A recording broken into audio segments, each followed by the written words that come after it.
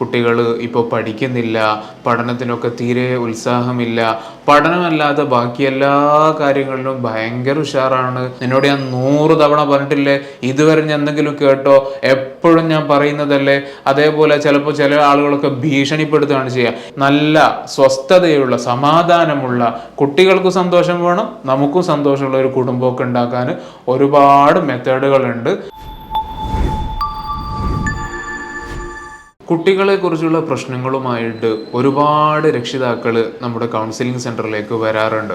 കുട്ടികൾ ഇപ്പോൾ പഠിക്കുന്നില്ല, പഠനത്തിനൊക്കെ തീരെ ഉത്സാഹമില്ല, പഠനമല്ലാതെ ബാക്കി എല്ലാ കാര്യങ്ങളിലും ഭയങ്കര ഉഷാറാണ്, ഭയങ്കര ആവേശമാണ്, നമ്മൾ പറയുകയും കൂടി വേണ്ട, അവൻ തന്നെ എല്ലാ കാര്യങ്ങളും ചെയ്തു കൊള്ളും. പക്ഷേ പഠിക്കാൻ ഭയങ്കര പിറകോട്ടാണ്, അതേപോലെ തന്നെ ഭയങ്കര കുരുത്തക്കേടാണ്, എന്ത് പറഞ്ഞാലും ഒരു നിലക്കും അവൻ അനുസരിക്കില്ല, എപ്പോഴും ഇങ്ങനെ ഉപദ്രവിച്ചു കൊണ്ടിരിക്കും.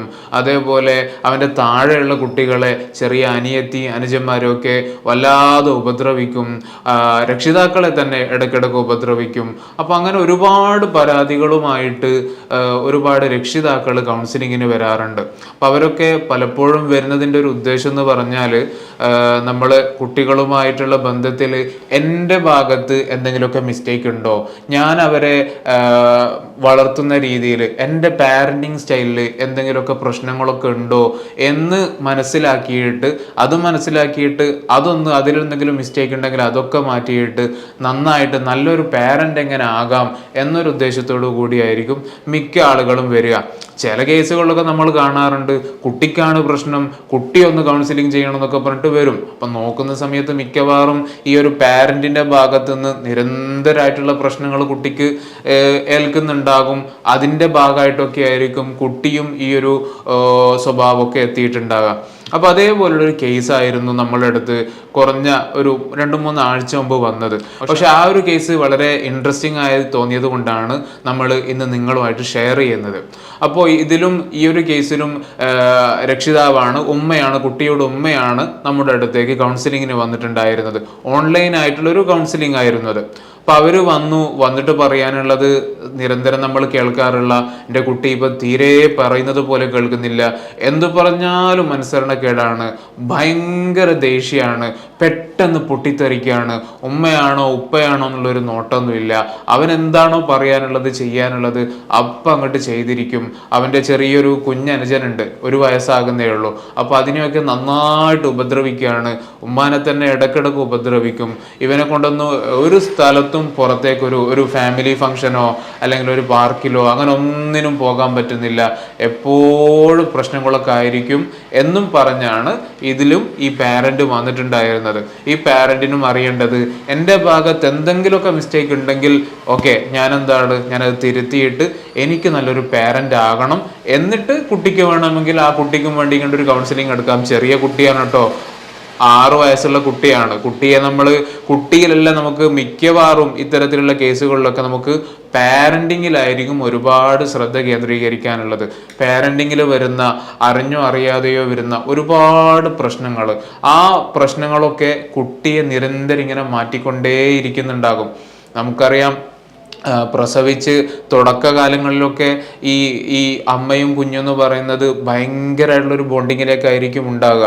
അത് കഴിഞ്ഞ് പതിയെ പതിയെ കുഞ്ഞ് വളരുന്നതോടുകൂടെ സ്വാഭാവികമായിട്ടുള്ള അകൽച്ചകൾ, ഡിറ്റാച്ച്മെന്റ് അവിടെ തുടങ്ങും. അത് തുടങ്ങണം, അവരുടെ ഒരു ഡെവലപ്മെന്റ് പ്രോസസ്സിന്റെ ഭാഗമായിട്ടൊക്കെ അമ്മയിൽ നിന്ന് ചെറുതായിട്ട് കുട്ടി ഒരു ചെറിയൊരു ഗ്യാപ്പ് ഇങ്ങനെ വന്നു തുടങ്ങും. പക്ഷേ നമ്മുടെ പാരന്റിങ്ങിൽ വരുന്ന പല വിധത്തിലുള്ള പ്രശ്നങ്ങൾ കൊണ്ട് ഈ ഒരു ഗ്യാപ്പ് വല്ലാത്ത ഒരു പ്രോബ്ലമാറ്റിക് ആവുന്ന രൂപത്തിലേക്ക് പോകും. അതോടുകൂടിയാണ് നമ്മൾ പലപ്പോഴും കാണാറുള്ള, കുട്ടിക്ക് പിന്നെ വീട്ടുകാരെ വേണ്ട വരില്ല, അവർക്ക് എപ്പോഴും ഫ്രണ്ട്സ്, സ്കൂളിലുള്ള പിയർ ഗ്രൂപ്പ്സ് അല്ലെങ്കിൽ അവരുടെ ഒരു ചങ്ങാതിമാരും മാത്രമായിട്ട് വീട്ടിലുള്ള അച്ഛൻ, അമ്മ, ഉമ്മ, ഉപ്പ ഇവരെയൊന്നും വേണ്ടാത്ത രൂപത്തിലേക്ക് പോകും. അപ്പോൾ ഈ രൂപത്തിൽ കുട്ടികൾ വെറും ഫ്രണ്ട്സും മാത്രമായിട്ട് പോകുന്നതിനുള്ള പലപ്പോഴും അതിൻ്റെ പിറകിലുള്ള ഒരു കാരണം എന്ന് പറഞ്ഞാൽ, വീട്ടിൽ നിന്ന് നിരന്തരമായിട്ട് അവർ കേൾക്കേണ്ടി വരുന്ന പ്രശ്നങ്ങൾ, അതേപോലെ തന്നെ എപ്പോഴും വഴക്കും വക്കാളങ്ങളൊക്കെ ആയിട്ടുള്ള ആ രൂപത്തിലുള്ള ഒരു പാരന്റിങ് ആകുമ്പോഴാണ് തന്നെയാണ് മിക്കപ്പോഴും കുട്ടികൾക്ക് വല്ലാതെ അത് പ്രശ്നം ഉണ്ടാക്കുക. അതേപോലെ തന്നെ രക്ഷിതാക്കളിൽ നിന്നും ഭയങ്കരമായിട്ടുള്ള ഒരു അകലം കുട്ടികൾ പാലിച്ചു തുടങ്ങും.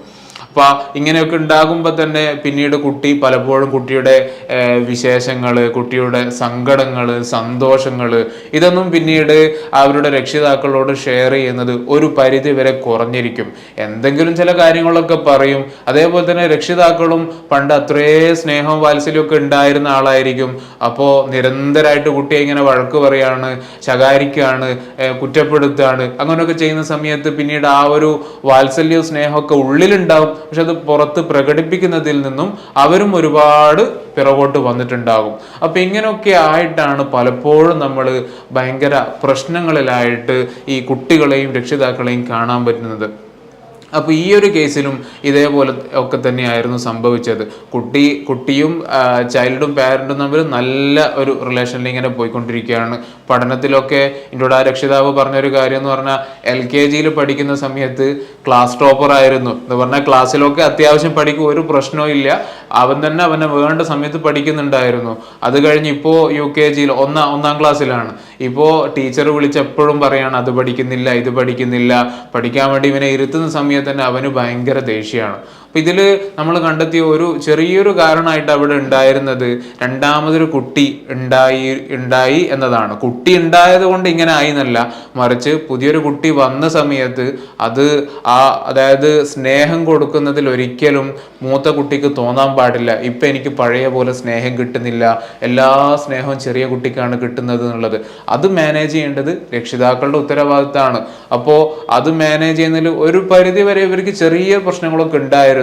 പിന്നെ അതിൻ്റെ കൂടെ ഈ വരുന്ന നമ്മൾ ചിലപ്പോൾ വികൃതികൾ കാണുന്ന സമയത്ത്, കുരുത്തക്കേടുകളൊക്കെ കാണുന്ന സമയത്ത് നമ്മൾ പ്രതികരിക്കുന്ന രൂപം, അല്ലെങ്കിൽ കുട്ടികളെ കൊണ്ട് നമ്മൾ കാര്യങ്ങൾ ചെയ്യിക്കുന്ന സമയത്ത് നമ്മൾ അവരോട് ആവശ്യപ്പെടുന്ന രൂപങ്ങളിൽ വരുന്ന മാറ്റങ്ങൾ, ഇതൊക്കെയാണ് പലപ്പോഴും പതിയെ പ്രശ്നങ്ങളായിട്ട് വരിക. ഞാൻ ചെറിയൊരു ഉദാഹരണം പറയാം. സ്ഥിരമായിട്ട് ഞാൻ പറയുന്ന ഒരു ഉദാഹരണമാണ്. കുട്ടികൾ നനഞ്ഞ തോർത്ത്, കുളിച്ചതിന് ശേഷം ഈ നനഞ്ഞ തോർത്ത് ബെഡിലിടുന്നത് മിക്ക വീടുകളും നമുക്ക് കാണാൻ പറ്റുന്ന കേസാണ്. അപ്പോൾ ഈ തോർത്ത് ബെഡിലിട്ടാൽ സ്വാഭാവികമായിട്ടും ബെഡ് കേടുവരും, ഇങ്ങനെയൊക്കെ പ്രശ്നങ്ങളുണ്ട്. അപ്പോൾ ഇത് കാണുന്ന ഒരു രക്ഷിതാവ് എങ്ങനെയാണ് സ്വാഭാവികമായിട്ട് പ്രതികരിക്കുക? സാധാരണ കേസിലൊക്കെ ആദ്യത്തെ ഒരു തവണ പറയും, രണ്ടാമതൊന്ന് പറയും, പിന്നെ 2-3 തവണ കഴിഞ്ഞാൽ പിന്നെ അതവിടെ അതിൻ്റെ ലെവല് മാറി. നിന്നോട് എത്ര തവണ ഞാൻ പറഞ്ഞിട്ടുണ്ട് അവിടെ ഇടാൻ പാടില്ല എന്ന്, എന്നിട്ട് നീ വീണ്ടും അവിടെ തന്നെയാണല്ലോ ഇടുന്നത്. എന്താ നിനക്ക് പറഞ്ഞിട്ട് മനസ്സിലാകുന്നില്ലേ? നീ എന്താ പൊട്ടനാണോ? അല്ല നീ മണ്ടനാണോ? നിനക്ക് ഇത്രയും ശ്രദ്ധയില്ലേ? ഇങ്ങനെ ഒരുപാട് കുറ്റപ്പെടുത്തലുകളാണ് ഈ ഒരു വളരെ ചെറിയൊരു ഒരു പ്രശ്നം ഉണ്ടാകുമ്പോഴേക്ക് അവിടെ വരുന്നത്. അതേപോലെ തന്നെ ഇപ്പോൾ ബാത്റൂമിൽ കയറിയിട്ട് ഫ്ലഷ് അടിക്കാൻ മറന്നു പോകുന്ന കുട്ടികൾ, ഇതൊക്കെ നമ്മുടെ വീടുകളിൽ നടക്കുന്ന ഓരോ വിഷയങ്ങളാണ്. അപ്പം ബാത്റൂമിൽ ഫ്ലഷ് അടിക്കാൻ ഈ കുട്ടി മറന്നു പോവാണ്. അപ്പോൾ അല്ലെങ്കിൽ അടുക്കളയുടെ വാതിൽ തുറന്നിട്ട് പോകുന്ന കുട്ടികൾ, അടച്ച വാതിലായിരിക്കും, അത് അവനെന്തോ ആവശ്യത്തിന് വേണ്ടിയിട്ട് തുറന്ന് പിന്നീട് അടക്കാൻ മറന്നു പോയിട്ടുണ്ടാവും. അപ്പോൾ ചിലപ്പോൾ പൂച്ച കയറും, അല്ലെങ്കിൽ വേറെ എന്തെങ്കിലുമൊക്കെ കയറിയിട്ട് ഭക്ഷണങ്ങളിലൊക്കെ പ്രശ്നങ്ങളൊക്കെ ഉണ്ടാവും, അല്ല അടുക്കളയിലൊക്കെ പൂച്ചയൊക്കെ കയറി നിരങ്ങുമല്ലോ. അപ്പോൾ അല്ലെങ്കിൽ ലൈറ്റ് ഓഫാക്കാൻ മറന്നു പോകുന്ന കുട്ടികളുണ്ടാവും. അപ്പോൾ ഇതൊക്കെ നമ്മുടെ വീടുകളിൽ നടക്കുന്ന സ്ഥിരമായിട്ടുണ്ടാകുന്ന സംഭവങ്ങളാണ്. അപ്പൊ ഇവിടെയൊക്കെ ഒരു രക്ഷിതാവിനെ സംബന്ധിച്ചിടത്തോളം എന്താണ് വേണ്ടത്? അവർക്ക് വേണ്ടത് കുട്ടി ആ ഒരു കാര്യം ചെയ്യണം. അതായത് ബാത്റൂമിൽ കയറിയാൽ ഫ്ലഷ് അടിക്കണം. അതേപോലെ ഇട്ട ലൈറ്റ് ലൈറ്റും ഫാനും ഇട്ടിട്ടുണ്ടെങ്കിൽ അത് ഓഫ് ചെയ്യണം. അതേപോലെ അടുക്കളുടെ വാതിൽ തുറന്നാൽ അത് അടക്കണം. ഇതാണ് ഇവിടെ നമ്മുടെ ഔട്ട്കം എന്ന് പറയുന്നത്. ഇത്തരം കാര്യങ്ങൾ മാത്രമാണ്. അതേപോലെ നനഞ്ഞ തോർത്ത് വെക്കുന്ന സമയത്ത് അത് കട്ടിലല്ലാതെ അത് വെക്കേണ്ട സ്ഥലത്ത് അത് വെക്കണം. അപ്പൊ ഇത്രയുമാണ് ഇവിടങ്ങളിലൊക്കെ നമുക്ക് വേണ്ടത്. ആ ഒരു ഔട്ട്കം കിട്ടുന്നതിന് നമുക്ക് ഒരുപാട് മെത്തേഡുകൾ ഉപയോഗിക്കാം. പക്ഷേ നമ്മൾ സാധാരണ ഉപയോഗിക്കാറുള്ളത് ഞാൻ നേരത്തെ പറഞ്ഞതുപോലുള്ള ഭയങ്കരമായിട്ടുള്ള കുറ്റപ്പെടുത്തലുകളൊക്കെയാണ് അതിൽ വരിക. ആരോപണങ്ങൾ എന്ന് പറയുമ്പോൾ നിന്നോട് ഞാൻ 100 തവണ പറഞ്ഞിട്ടില്ലേ, ഇതുവരെ ഞാൻ എന്തെങ്കിലും കേട്ടോ, എപ്പോഴും ഞാൻ പറയുന്നതല്ലേ. അതേപോലെ ചിലപ്പോൾ ചില ആളുകളൊക്കെ ഭീഷണിപ്പെടുത്തുകയാണ് ചെയ്യുക. നീ എങ്ങനെ ചെയ്തിട്ടുണ്ടെങ്കിൽ അപ്പം നമുക്ക് കാണാം. അപ്പം ഇങ്ങനെ പല രൂപത്തിലുള്ള മെത്തേഡുകളാണ് പൊതുവേ നമ്മൾ രക്ഷിതാക്കൾ കുട്ടികളെ കൊണ്ട് കാര്യങ്ങൾ ചെയ്യിപ്പിക്കാൻ വേണ്ടിയിട്ട് നമ്മൾ തിരഞ്ഞെടുക്കാറുള്ളത്. അപ്പം ഇങ്ങനെ ചെയ്യുന്ന സമയത്ത് ചിലപ്പോൾ നമുക്ക് നമ്മൾ ഉദ്ദേശിക്കുന്ന ഔട്ട്കം ഉണ്ടായേക്കാം. കുട്ടി എന്താണ് പോയിട്ട് ഫ്ലഷ് അടിക്കുന്നുണ്ട്, അല്ലെങ്കിൽ ഇട്ട ലൈറ്റ് എന്താക്കുന്നുണ്ട്, ഓഫ് ചെയ്യുന്നുണ്ട്. പക്ഷെ അവിടെയൊക്കെ നമ്മൾ അവന് ഭയങ്കരമായിട്ടുള്ള ഇമോഷണൽ ഡാമേജിങ് ആണ് അവന് വരുത്തി വെക്കുന്നത്. അത് അവൻ്റെ വ്യക്തിത്വത്തിൽ ഉടനീളം അത് കാണാനുണ്ടാവും. നമ്മൾ ഈ രൂപത്തിൽ കുട്ടികളെ കൊണ്ട് കാര്യങ്ങൾ ചെയ്യിക്കുമ്പോഴാണ് മിക്ക സമയത്തും അവർക്ക് വാശി ഡെവലപ്പ് ചെയ്യുക. എന്നോട് അങ്ങനെ പറഞ്ഞു, എന്നാൽ ഞാൻ അങ്ങനെ ചെയ്യുന്നുള്ളൂ, നമുക്കൊന്ന് നോക്കാലോ, എന്താ ഉമ്മാക്ക് എന്താ ചെയ്യാൻ പറ്റുകയെന്ന്. അപ്പോൾ ഇങ്ങനെ പലപ്പോഴും ഇത്തരത്തിൽ നമ്മൾ പറയുന്ന സമയത്ത് ഒന്നുകിൽ അത് വാശി ഡെവലപ്പ് ചെയ്യും, അല്ലെങ്കിൽ കുട്ടികൾക്ക് ഉണ്ടാകുക, എന്നേക്കാളൊക്കെ വലുതാണ് ഇപ്പോൾ അടുക്കളയിലുള്ള ചെറിയൊരു മീൻ ചട്ടി, അതിലിപ്പം പൂച്ച കയറിയതിന് ഇപ്പോൾ ഞാനും വേണ്ട, ഇപ്പം എന്നേക്കാളൊക്കെ എത്രയോ വലുതാണ് ആ കാര്യങ്ങളൊക്കെ. അല്ലെങ്കിൽ ഭീഷണിപ്പെടുത്തുന്ന സമയത്തൊക്കെ കുട്ടികളുടെ ഒരു ഫീലിംഗ് എന്തായിരിക്കും? എപ്പോഴെങ്കിലും നമ്മൾ ആലോചിച്ച് നോക്കിയിട്ടുണ്ടോ? ആകപ്പാട് അവർക്ക് എല്ലാത്തിനും ഉണ്ടാകുക ഈ ഒരു ഉമ്മയായിരിക്കും. അപ്പൊ അവരാണ് പറയുന്നത്, ഇനിയെങ്ങാ നീ അത് ചെയ്തിട്ടുണ്ടെങ്കിൽ നിന്റെ കൈ ഞാൻ വെട്ടും. ഇങ്ങനെയൊക്കെ പറയുന്ന എത്രയോ രക്ഷിതാക്കൾ നമുക്ക് കാണാൻ പറ്റും. അപ്പോൾ ആ കുട്ടി ഒന്നുകിൽ ഭയങ്കരമായിട്ടുള്ള ഒരു പേടിയായിരിക്കും കുട്ടിക്ക് ഉണ്ടാകുക. അപ്പോൾ ഇത്തരം ഒരുപാട് സമ്മിശ്ര വികാരങ്ങളായിരിക്കും നമ്മൾ ഇങ്ങനെയൊക്കെ പറയുന്ന സമയത്ത് കുട്ടികളുടെ മനസ്സിലുണ്ടാകുക. ഏതായാലും അതൊന്നും പോസിറ്റീവായിട്ട് ഒരു കുട്ടിക്ക് വേണ്ടതായിട്ടുള്ള വികാരങ്ങളെല്ലാം മറിച്ച് പലപ്പോഴും വാശിയായിരിക്കും, അല്ലെങ്കിൽ പേടിയായിരിക്കും, അല്ലെങ്കിൽ ഭയങ്കരമായിട്ടുള്ള നെഗറ്റീവ് റിഗ്രറ്റോ കുറ്റബോധമൊക്കെ ആയിരിക്കും കുട്ടികൾക്ക് ഉണ്ടാകുക. അപ്പം നമ്മൾ ഈ ഒരു വളരെ ചെറിയ ഔട്ട്കമ്മിന് വേണ്ടിയിട്ട്, അത് കിട്ടുന്നതിന് വേണ്ടിയിട്ട് നമ്മൾ ഉപയോഗിക്കുന്ന മെത്തേഡുകൾ പലപ്പോഴും ഭയങ്കരമായിട്ടുള്ള ഇമോഷണൽ ഡാമേജിങ്ങിലായിരിക്കും അത് കലാശിക്കുന്നത്. ഈ വന്ന കേസിലും ഏറെക്കുറെ ഇതുപോലൊക്കെ തന്നെ ആയിരുന്നു. കുട്ടി പുറത്തു പോകുന്ന സമയത്ത് പലപ്പോഴും ഈ കുട്ടി പല രൂപത്തിലുള്ള വികൃതികളൊക്കെ കാണിക്കും. ഒരു ഉദാഹരണം ഉമ്മ പറഞ്ഞത് എന്താണെന്ന് വെച്ചാൽ, മാളിലൊക്കെ പോയ സമയത്ത് കുട്ടി എന്തെങ്കിലുമൊക്കെ സ്വാഭാവികമായിട്ട് കുട്ടികൾ വികൃതികളൊക്കെ കളിക്കുമല്ലോ. അപ്പം അങ്ങനെയുള്ള സമയത്ത് എന്തെങ്കിലും കളിക്കുന്ന സമയത്ത് അടിക്കുക എന്ന് പറയും നമുക്ക് ആളുകൾ കാണും. അപ്പം നന്നായിട്ട് നല്ല നുള്ള് വെച്ച് കൊടുക്കും പോലും. അപ്പം അങ്ങനെ നുള്ള് കിട്ടുന്ന സമയത്ത് കുട്ടി ഇങ്ങനെ കരയാൻ വേണ്ടിയിട്ട് ഇങ്ങനെ ഓങ്ങി നിൽക്കുന്ന സമയത്ത് പറയും, നീ എങ്ങാൻ ഇവിടെ നിന്ന് കരഞ്ഞിട്ടുണ്ടെങ്കിൽ അപ്പം നമുക്ക് വീട്ടിലെത്തിയിട്ട് കാണാമെന്ന് പറയും. അപ്പം അതോടുകൂടി കുട്ടി കരച്ചൽ അടക്കി പിടിച്ചിട്ടാണ് കുട്ടി ഉണ്ടാകുക. നിങ്ങളൊന്ന് ആലോചിച്ച് നോക്കി, ഇങ്ങനെയുള്ള കുട്ടി പിന്നെ എങ്ങനെയാണ് നമ്മളൊക്കെ പറയുന്നത് എന്തെങ്കിലുമൊക്കെ കേൾക്കുക? കുട്ടി എങ്ങനെയാണ് വീട്ടിൽ വന്നിട്ട് നന്നായിട്ട് ഭയങ്കര അച്ചടക്കത്തിൽ ഉമ്മയും ഉപ്പയൊക്കെ പറയുന്നത് പോലെ കേൾക്കുക? അപ്പോൾ കുട്ടിക്ക് ഈ അവനെ നമ്മൾ നുള്ളിയിട്ട് കരയുന്ന സമയത്ത് ഭീഷണിപ്പെടുത്തുകയാണ്. അപ്പോൾ ഇതൊക്കെ നമ്മൾ വലിയ ആരെങ്കിലോട് നമ്മളിങ്ങനെ ചെയ്യോ? ഒരിക്കലും നമ്മളെല്ലാം ചെയ്യില്ല. ചെയ്യുന്ന സമയത്ത് ഭയങ്കരമായിട്ടുള്ള പ്രശ്നങ്ങളായിരിക്കും. പക്ഷേ ഇത് നമ്മുടെ കുട്ടികളാണ്, നമ്മുടെ കുട്ടികൾ നമ്മൾ എന്ത് ചെയ്താലും അവരൊന്നും പറയാൻ പോകുന്നില്ല. അപ്പം ഇങ്ങനെയുള്ള ചില കൺസെപ്റ്റുകളിൽ നിന്നാണ് പലപ്പോഴും നമ്മൾ അറിഞ്ഞോ അറിയാതെയോ കുട്ടികളെ ഈ രൂപത്തിൽ ഭയങ്കരമായിട്ട് ദ്രോഹിക്കുന്നത്. അപ്പോൾ നമ്മൾ എപ്പോഴും മനസ്സിലാക്കേണ്ടത്, നമുക്ക് വേണ്ട ഔട്ട്കംസ്, അപ്പം അത് പുറത്തു പോയാൽ നന്നായിട്ട് അടങ്ങിയിരിക്കുക എന്ന് പറഞ്ഞാൽ ഭയങ്കര പൊട്ടിത്തെറിയൊന്നും ഇല്ലാതെ കുഴപ്പമില്ലാത്ത രൂപത്തിൽ നടക്കണം. അല്ലാതെ കുട്ടികൾ നമ്മൾ പറയുന്നത് പോലെ അവിടെ ഇരിക്കണം എന്ന് പറഞ്ഞാൽ നിൽക്കണം എന്ന് പറഞ്ഞാൽ നിൽക്കുന്നു, അല്ലെങ്കിൽ നമ്മൾ അടുത്ത ഓർഡറിന് വേണ്ടി അവർ കാത്തു നിൽക്കുന്നു. അപ്പം അത് ശരിയായ കുട്ടികളല്ല. കുട്ടികളെന്ന് പറയുന്ന കുറച്ചൊരു വികൃതിയും കുറച്ച് കുസൃതികളൊക്കെ സ്വാഭാവികമായിട്ടും എല്ലാ കുട്ടികൾക്കും ഉണ്ടാകും. അത് ആദ്യം നമ്മൾ രക്ഷിതാക്കൾ എന്നുള്ളവർക്ക് നമ്മളത് അണ്ടർസ്റ്റാൻഡ് ചെയ്യണം. അപ്പം അതിനേക്കാളൊക്കെ ഓവറാകുന്ന സമയത്ത് അത് നിയന്ത്രിക്കാൻ വേറെ ഒരുപാട് മെത്തേഡുകളുണ്ട്.